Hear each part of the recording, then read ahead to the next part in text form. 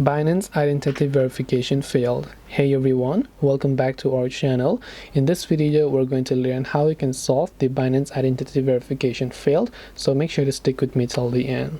So if you've been trying to verify something on Binance, which is your face or your ID, it says the identity verification failed. Now sometimes it will actually give you the reason as to why it failed. There could either be a problem with your document, it was not clearly visible, or with your face verification. Now in my case also, I actually tried 2 times and only then my account got verified. You have to make sure to upload a legal document, and then it should not be a screenshot or a scanned document. It should be a real picture of the document on a plain background.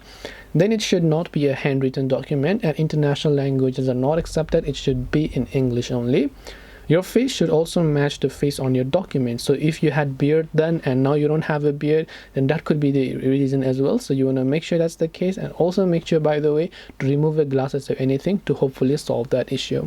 So hope this video helped you. If you have got any questions, feel free to leave them down below. Thank you for watching till the very end of this tutorial, and see you soon in the next video.